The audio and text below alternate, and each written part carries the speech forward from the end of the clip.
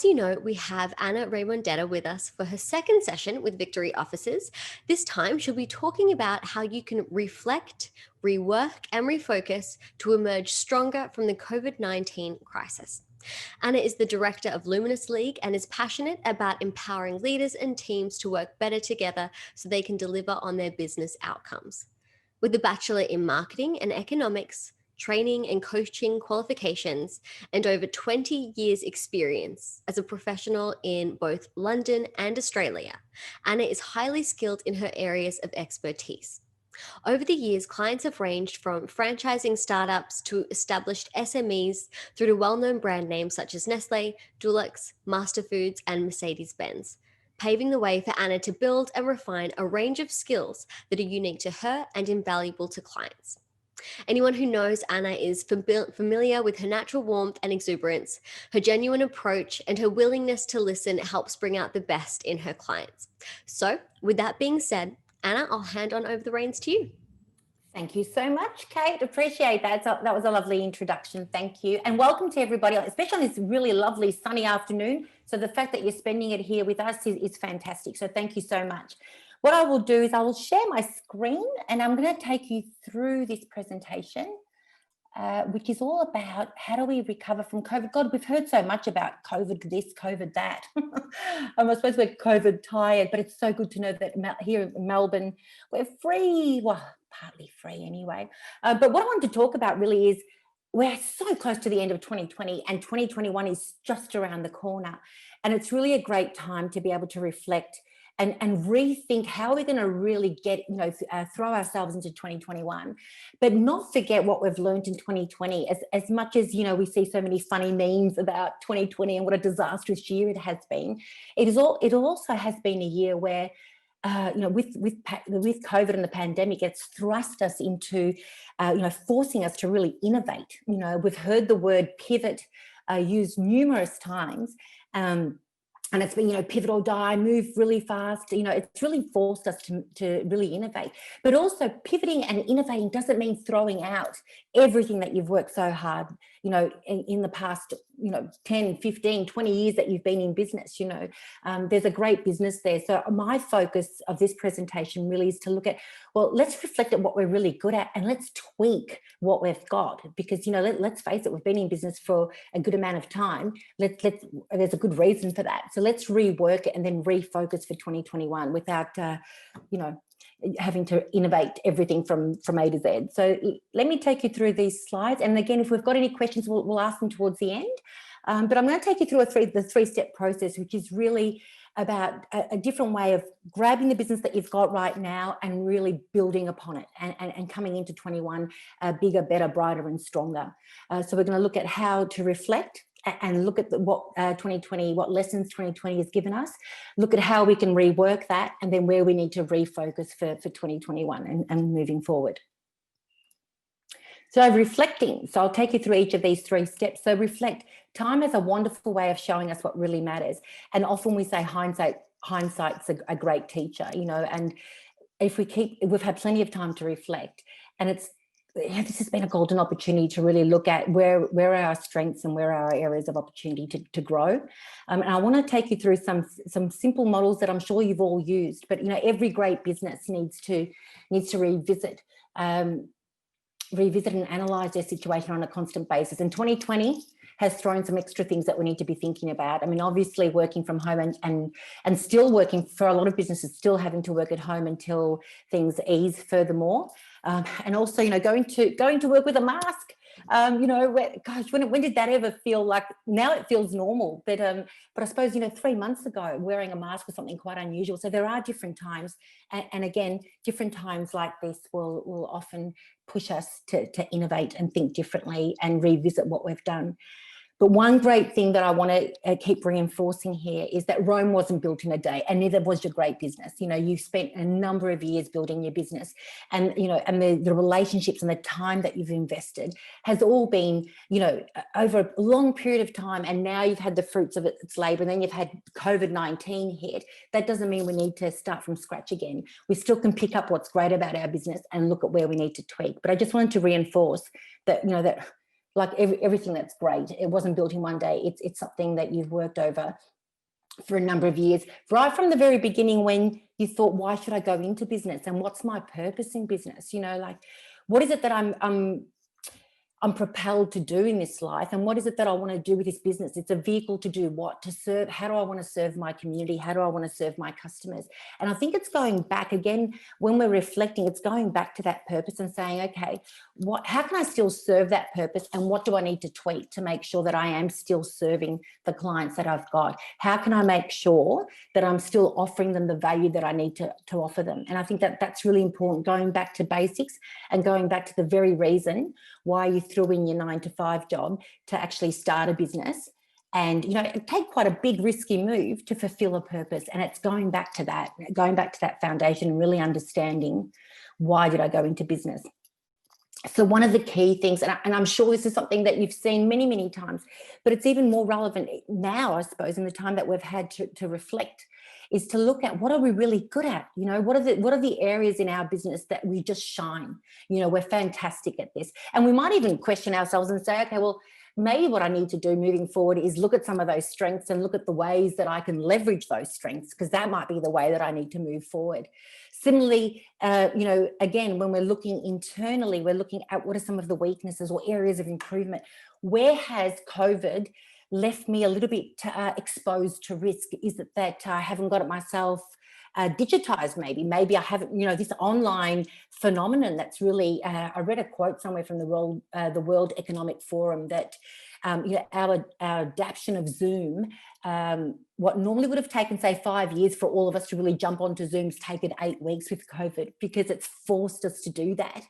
Given that we're supposed to be social distancing. So that's amazing. So it would have exposed us to a lot of gaps in our processes or our supply chains. I mean, we all remember the toilet paper debacle and what that caused, but it would have revealed a lot of challenges that we've got in our business and where we are exposed. So again, it's the time to look at that and say, right, how do we look at the key areas of improvement that we need to focus on, because they're really leaving us exposed in the marketplace. So that's looking internally. So that's the strengths and the weaknesses within our business. And then looking out externally, it's looking at the opportunities. You know, what opportunities are there in the marketplace? And shortly, what I'll do is I'll share with you some trends that COVID has really projected forward for us and thrown us into. But, you know, what are the opportunities for our business? What do we do now? You know, what's the market telling us? How has the consumer changed? What are some of the trends?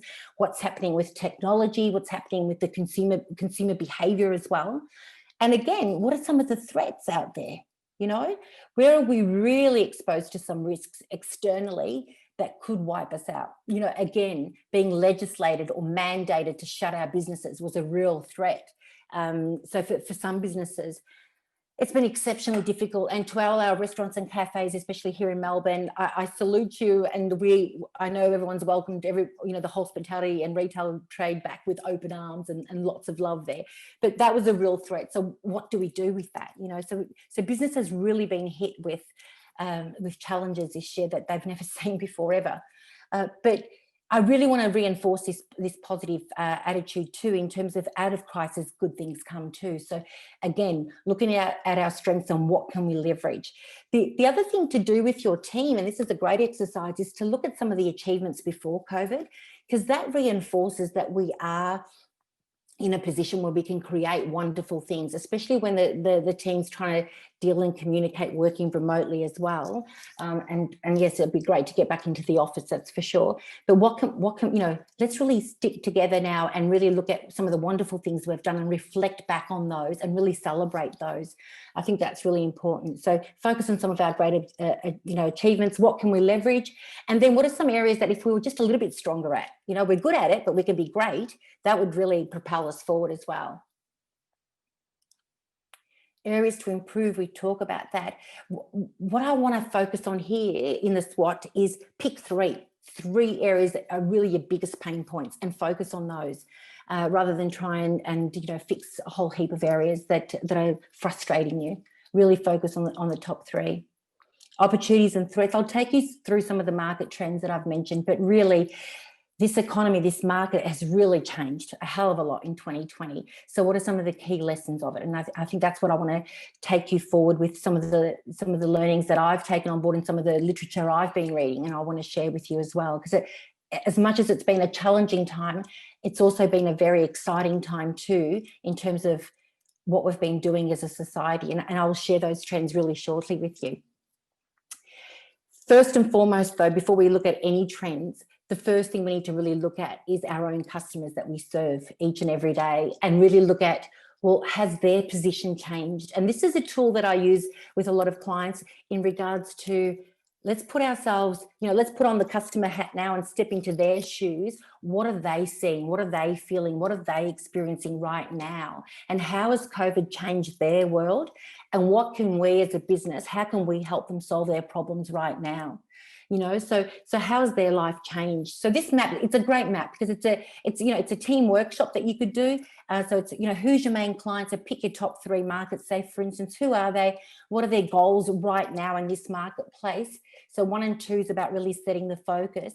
3, 4, 5, and 6, which is see, hear, say, and do, think and feel.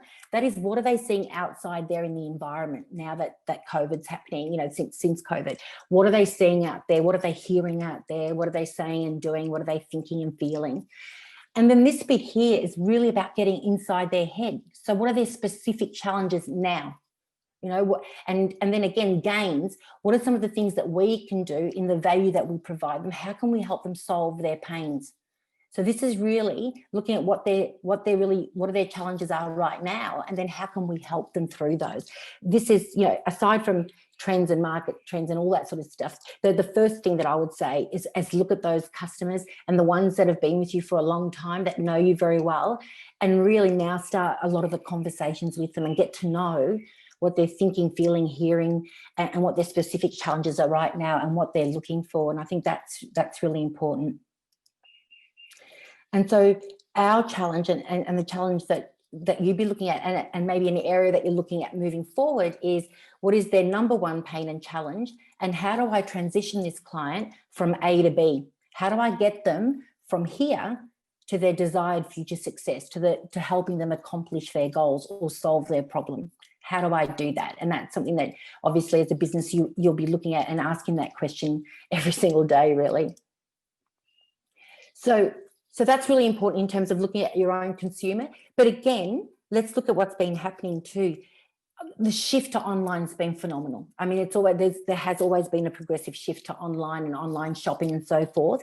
But now we're talking m-commerce, so people are buying from their mobile phones, so mobile commerce, and we're talking about e-commerce, and more so now because of social distancing, we've had to rely on ordering things on the phone, or ordering things on our computer screens and doing, click and collect as being part of our vernacular now, as online shopping is too. It's just, that's the way we've been shopping, and that's the way we've been shopping the last 6 months or so.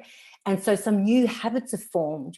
And so a real opportunity there is to look at your overall e-commerce experience and ensure that your customer experience is quite seamless across the board. That's really important, and again, other trends is now older consumers are also now becoming a lot more familiar with the online process. I was talking to my hairdresser, who's a lady in her 50s too, and she said, I don't know all this. I think I've clicked the right box. But she said, you know what, I've tried Coles online now, so I'm doing my shopping. I've done it for my elderly mother as well. And, I'm buying all sorts of stuff and collecting it from Target or Bunnings and so forth. And so where they wouldn't have done that before, where for somebody like Kathy, who would go into a Bunnings store and didn't do it any other way, now she's getting very familiar with the online shopping experience. And Alibaba, being the Amazon equivalent in China, says that people over 50 have now been buying their groceries 4 times more so than usual during this time. Again, with our closed stores and how sad it is, in my local strip is Sydney Road, but to walk down Sydney Road and see a lot of those stores shut has meant that there's real opportunities now for virtual reality and bringing some of that in-store experience to your consumers. So that's been a real opportunity, being able to bring the in-store environment or experience virtually to your consumer is something else too. Chatbots is another medium that's also grown, and I know with a lot of clients that we've been speaking to lately that a lot of their customers are using chatbots a hell of a lot to get their questions answered easily and efficiently. So it's not just picking up the phone or sending emails. Now Australian consumers are far more interacting with brands on WhatsApp, on SMSing, as well as Facebook Messenger. There's other channels now of communication, and we really need to make sure that the customer experience is holistic across all those channels. Here's an interesting one too. ATM withdrawals have dropped from March to April by 30%. And you could probably say, okay, that could be a total COVID a direct response to COVID, but they're also down 40% from a year ago. So we're using cash less, we're using our credit card more, or we're buying online more. So again, how are we adapting to those spending habits, these new spending habits, or even that people are paying with their phones now? How is our client experience allowing for that? So we've got to start thinking about that Afterpay. There's something else that's just been growing and growing, particularly with one client that we've got. A lot of the younger market, the Gen Ys and Gen Zs are using Afterpay as a method of buying goods, having that instant gratification and paying it off in time. And other things that we've seen is domestic travel because of the restrictions. That's boomed now, and also anything that's to do with domestic travel, like caravans. All of a sudden there's been a real boom, and there's been new markets there. So the grey nomads, the retired couples buying caravans, or new young couples buying caravans now, because that wasn't something they considered before. But now that domestic travel is a key thing, then caravan is a new trend. And again, a real focus on buying Australian made and also supporting your local business. We keep hearing that message time and time again. So these are things, again, it's brought a lot of new innovation to our marketplace and new behaviours that we really need to take into account. So again, the question, I suppose, is, given all that information, and I'm sure there's lots of trends there that I haven't captured, that's just the tip of the iceberg, how can we now be of service and continue to demonstrate and give the value to consumers that we need to give?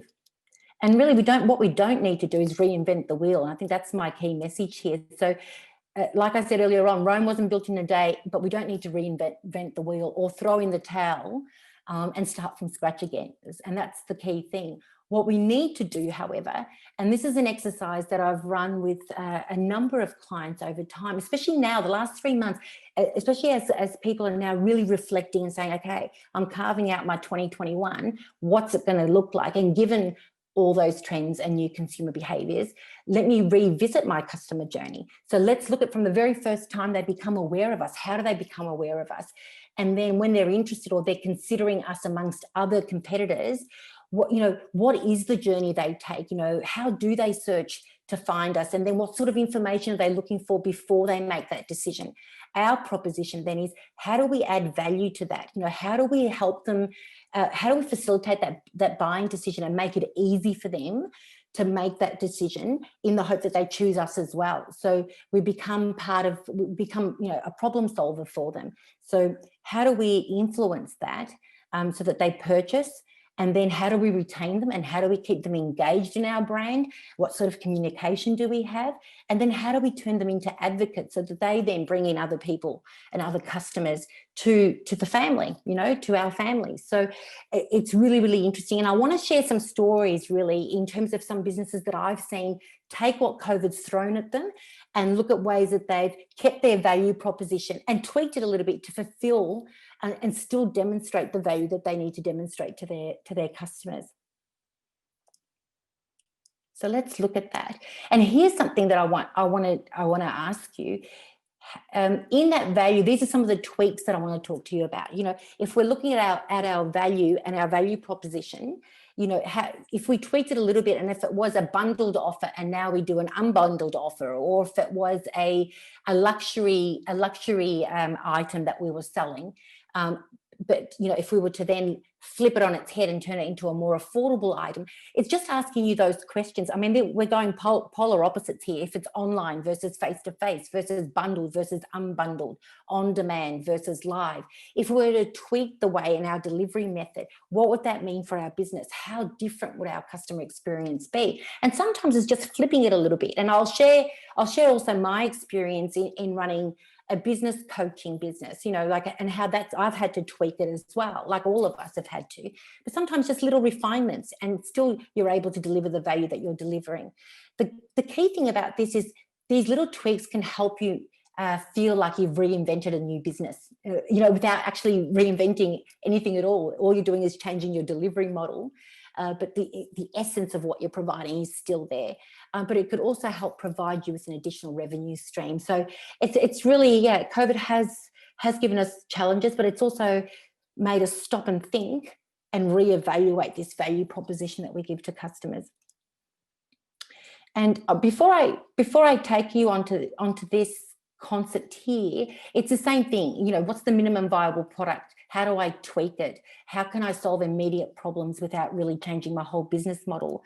I want to take you through this particular slide, which is about what I've had to do to tweak, and they're really little tweaks, but my value proposition is really about helping small to medium enterprises build better, brighter businesses, help business owners and their teams build stronger businesses. And I do that through strategic planning, coaching and training.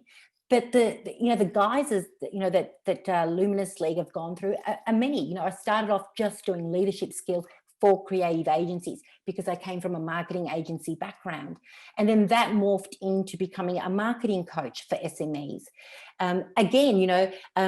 Then that morphed into, as I was working with more and more business owners, I then worked out that a lot of the questions and the goals were very similar. So I really then branched out and upskilled in coaching and facilitation and workshops, and then found out that what I was really doing is helping business owners solve their problems, helping to facilitate solutions to their problems, coming up with an action plan, holding them accountable to that, and then also upskilling their teams to deliver on those plans.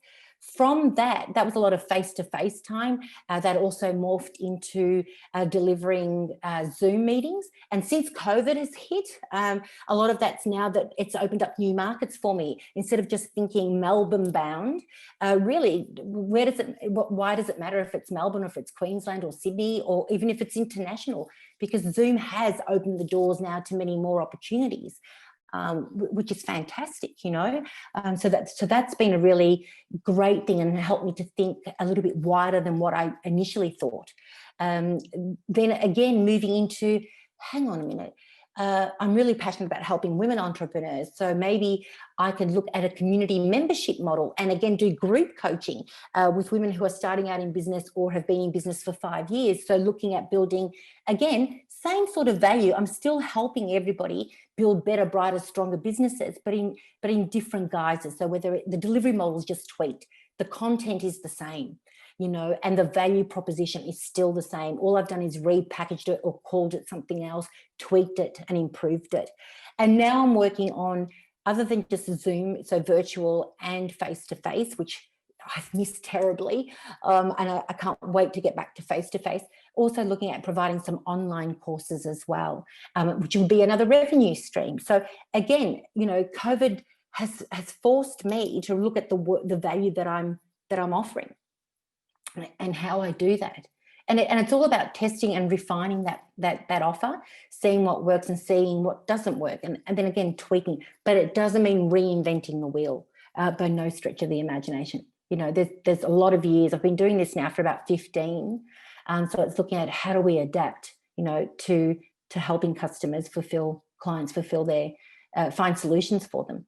Now, here is a wonderful example of a business that would have initially felt quite devastated by COVID, and it's a great story. And this is something that I read just recently in Smart Company, and I was so elated when I read it because Fun Lab are a business that are focused on events. So they run events for Strike Bowling, and they do also events like escape rooms. So they've gone from escape rooms to escape Zooms, which I think is fabulous. If you think about it, they've really just thought outside the box. And what I love about this is that they didn't do it intentionally. So in March, when they had to close a lot of their venues, and there was also 1,600 people on their books that were sitting on their hands, basically idle because, COVID struck, what they did is put together an internal ISO calendar of Zoom activities, just to really keep the team morale and spirit up. And from that, what they then started discussing and talking about and ruminating about was, virtual parties. And then sooner or later, by June, they were running virtual parties. And then they started running escape Zooms instead of escape rooms. So they were employing a lot of their graphic designers and building different rooms, So it might be like a castle, or it might be a pirate ship. And then what they would do is give the audience different options. So what do you, here are some clues, and here are different options. Which option are you going to go for, so that they can escape? And again, do this on a virtual basis. And that's a wonderful way to take a face-to-face platform and turn it into a virtual one. And of course, they've got a lot of corporate clients as well that have just taken it on board. And this is something I think, again, I'm quoting Smart Company here, but I think it's now close to generating a revenue of 2.5 million. And this was a product stream, a service stream that never would have come about if it wasn't for COVID and for having to really reinvent the way they do face-to-face. And by doing that, virtually now, they're now looking at the global market. And I love that story, because it happened. It seems like it happened accidental, but it's now really taken off. And I think that's wonderful. Another one is Flight Centre. Again, they have, I think the loss is phenomenal. What was quoted in the press, something like $827 million lost, which is just phenomenal when you think about it. But what they've done now is they understand the desire for local experiences, and that domestic travel is the trend. So what they've done now, and experience-based travel. So what they've done now is just recently partnered with Travello, which is again, it's an app, and it's about providing virtual travel experiences. And also it's also a social app where I think you can, and correct me if I'm, you'll probably, somebody probably knows Travello a lot more than what I do. I just know it on a very top line basis. But what I understand is you can connect with other travelers, and meet and organize to meet in certain places and so forth. But they're thinking outside the box now. They've kept the communication very consistent too with customers, because they've been very conscious and very good in using language, very empathetic language about, we understand what COVID's done, but there'll be a time soon. There'll be a time soon. And so they keep giving us inspirational messages and images of, the future's coming soon. But again, really focusing on domestic travel, because they know that's where the market's going to be going for a little while before, border restrictions are open and so forth. So again, they're being innovative.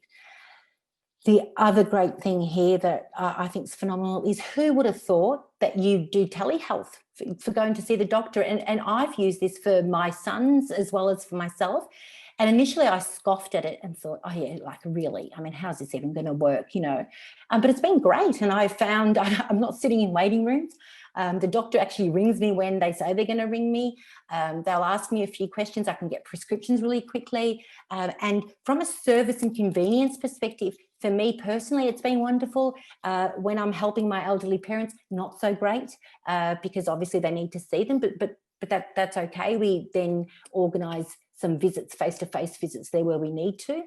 But telehealth now is going to be another stream for health, and health really, I think we're all very familiar with sitting in doctors' waiting rooms, and the appointments at 4 and at 5 o'clock, we're still waiting, and we're reading magazines from 2012 about news we're already very familiar with, and it's really old. So, it's a begrudging experience to go visit your doctor. But one client that we've been working with that I'm really excited about, and who've really grasped this prior to COVID, is a company called HealthMint, who really have taken the health experience and taken it to another level. I mean, this is their waiting room. So they've really created a really homely experience, and again, you book online and you slot in, you don't wait. You book for your 15-minute consultations. There's a concierge when you walk in. And so telehealth's been another stream for them. But there's going to be really for the health sector, there's some real innovation there, and technology is playing a massive role in making it easier for patients like ourselves who go in, who are already feeling quite sick, and let's face it, quite miserable when we're getting in there, or quite worried and concerned. And the last thing we want is to have a miserable experience waiting to see the doctor. So there's a real golden opportunity there, and I'm really proud to see that these clients are adopting it. And I think moving forward, it's going to be a good thing for all of us. So they're just some stories, and again, if we've got time, and I think we will have some time, I'd love to hear some of your stories too, if you've got any to share. But here's now about refocusing. What do we choose to focus on? So we've reflected, we've looked back, and it's important to really focus on what we do exceptionally well, look at the areas that we need to improve on, celebrate as well the things that we did so well, but also take note of. Another thing in reflecting is also projecting too. And what I mean by that is, if I was to say to you, where would you be in 2 or 3 years? And what would you like your achievements and strengths to be then? That's another really good question to be thinking about, because that will get your brain and your team thinking about innovation and accolades that you want in the near future. I'm not talking about in 10 years, but I'm talking in the next 2 to 3 years. Where would you like to be? So how do we choose where we want to refocus? And I think that's really important. And I'm going to take you to that phase now. So we reflected, we've looked at what we need to rework, and part of that was the minimum viable product. So something that we've got, how do we tweak it and then put it out into the marketplace and test it, and just do real tweaks there. I think it's really important. The next phase of that now is refocus. And let me take you on that part. So what should you be focusing on? Really, in your time of reflection, and spend a good chunk doing that, some common themes with your team will come up. There'll be areas that you will all have referred to. So when you've done your planning session and you've looked at all the wonderful things that you've done that have done really well, and the areas where you need to improve, you'll start seeing some common themes. So start really marking those and look at them, if your list has got 30 things, bring it down to your top 5, for instance, and then again, bring it down to your top 3. And what is it? You might choose an area of strength that you think, for instance, like HealthMe, they've already been great with technology. They can just keep leveraging that strength because they've already got some runs on the board, so they can keep running with that. So that might be something that they're going to really focus on, and that I would advise they focus on. But for other businesses, it might be looking at, oh my goodness, we've been really slow to market with our online experience. We really need to ramp that up now, because COVID's shown us that we're really quite exposed there. So that could be something that we need to focus on. But really, it's looking at areas, it might be something completely new. It might be that you have decided that there's a new market or a new customer base that you want to focus on with the experience and the IP that you've got, that you could serve a new community. And again, that could be something to do. But decide collectively as a group where you want to focus on. And my key thing there is to focus on only 1 or 2 goals and really smash them out of the park, and focus on nothing else other than those 2 goals. And when I say nothing else, what I mean by that is focus on 1 or 2 strategic goals and then carry on with running your business. But what tends to happen with a lot of entrepreneurs, and it's part of the entrepreneurial DNA, is to be excited about multiple ideas. But when we become really excited about multiple ideas and multiple goals, we don't really do a great job across spreading ourselves so thin. So it's really important that we just focus on 1 or 2 things that we know that if we really did them well, would take us from here to here with our business, from level A to level B. And that's what we want to do. We want to really focus our time and our energy on just the 1 or 2 things that we're going to really, as a team, get right behind it. So here are some really good questions, and I'm more than happy to share these slides with you. The term here, WIG, is something that I've taken from a book called The 4 Disciplines of Execution, an exceptional book on strategy and fulfilling goals. But here are some really good questions. What could we do that we've never done before that might make all the difference in helping us achieve our really important goal? Think about that. What could we do that we've never done before? That's if we're trying something new. If it's a strength, what strength could we leverage, and how, and where, if we really focused on that, where would that take us, Or what do some of our best performers do differently? How could we really take that from A to B? And again, what's an area of weakness that if we really focused it and shut and mitigated that area of weakness and closed that door, that gap, could really get us to that next level? Again, that's really honing in on what goal you're going to choose. And then once you've worked out that one goal, so let's just say one goal for now, then it's another brainstorming activity around, well, what are the activities that we need to focus on that are going to move the needle on that goal? And let's have a look at this next slide here, which is about, okay, so what are those activities that we're going to focus on? So let me give you an example. So that this is, again, putting it down to very basic levels. When we talk about a sales goal, for instance, we say, right, we need X amount of sales. So that's the goal. That's what we're going to focus on. The brainstorming session then would be about, well, what are all the things that are within our influence that we know that if we spent time doing would really help improve our sales? Not the things we can't control, but the things we can control. And so you'll have some robust discussions around, right, we've got to make X amount of phone calls. We've got to send out X amount of proposals. We've got to make X amount of follow-up calls. We've got to set up X amount of meetings.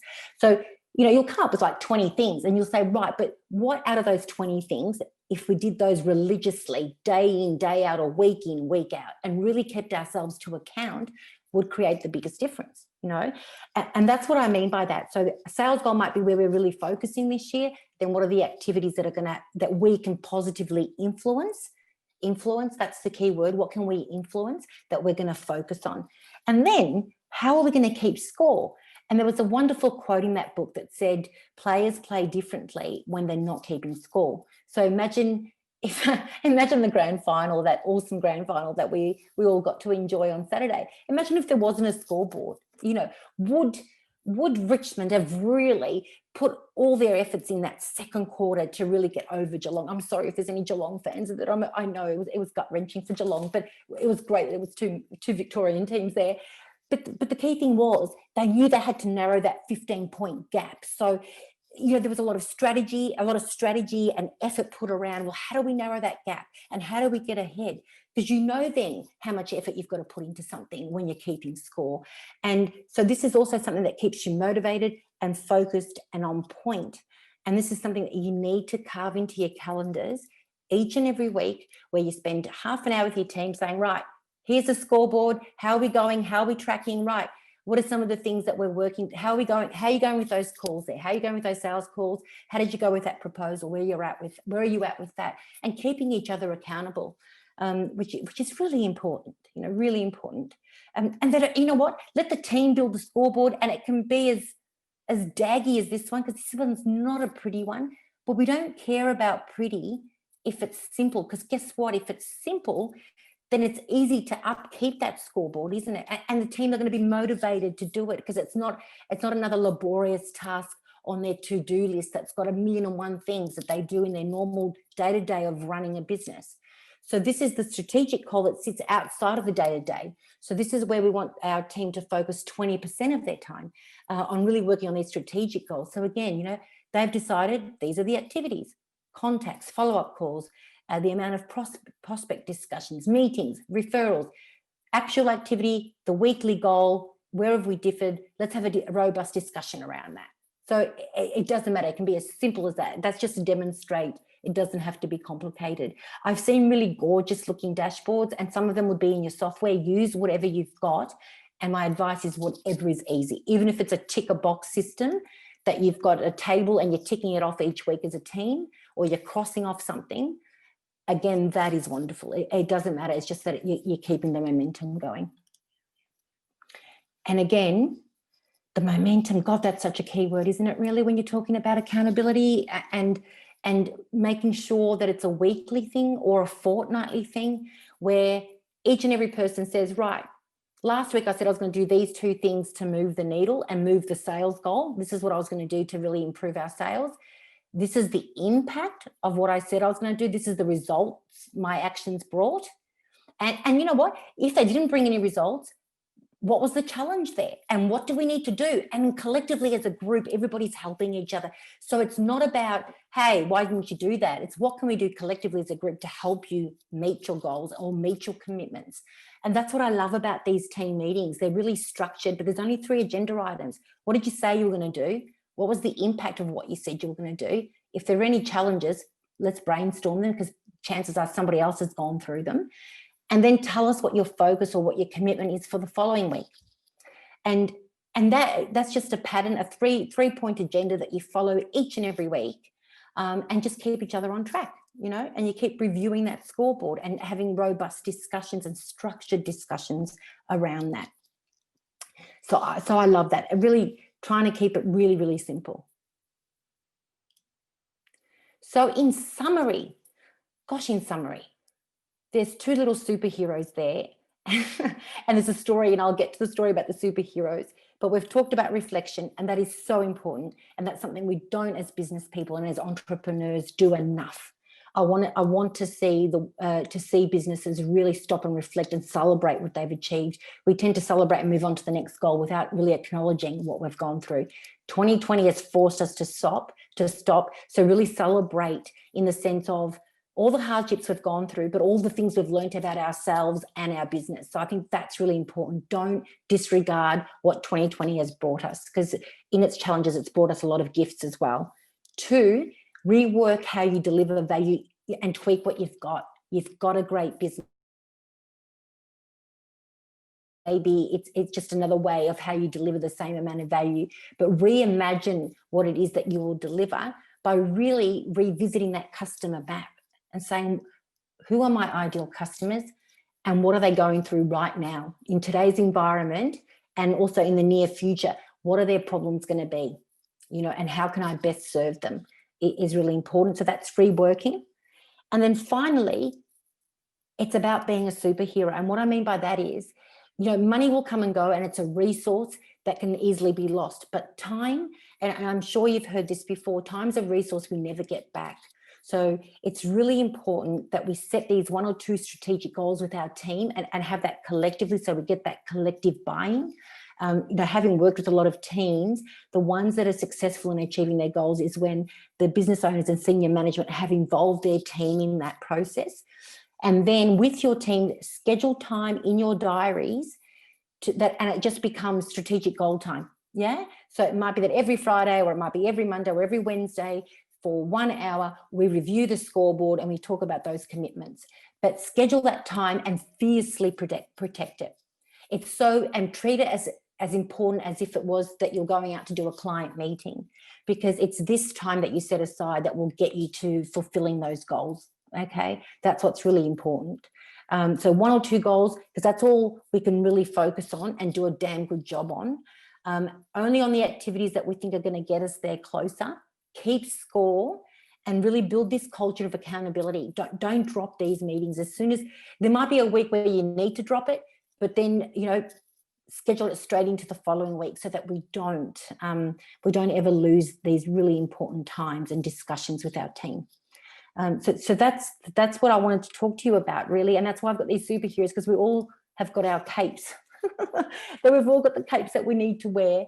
And brave that business journey that we've got to do, but we only can do that and fulfill that by respecting our time. So thank you so much. Thank you so much, Kate, for having me here and for bringing the audience here to see what we've been working on, and just some thoughts that I'm sure that they've also seen out there and experienced themselves too. Oh, it's always a pleasure, Anna. And look, I see you've got your details there. Everyone, if you do have a question for Anna, either raise your hand or pop the question in the chat box or below in the Q&A box. She is always brilliant, Susan. You're exactly right. As you can see, there are her contact details there. However, I will follow up with an email. But otherwise, what is the best way for us to get in contact with you, Anna?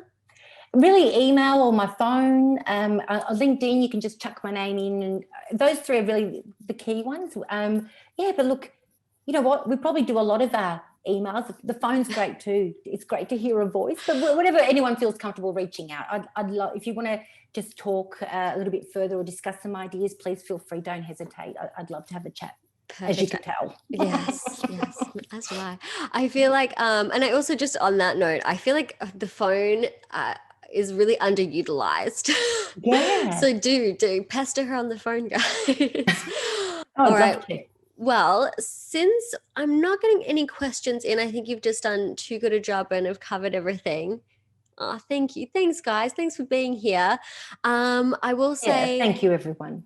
a very happy Wednesday. And if you're looking for Anna's this video or any of or her other video, you can find them in the V library, which is on the website.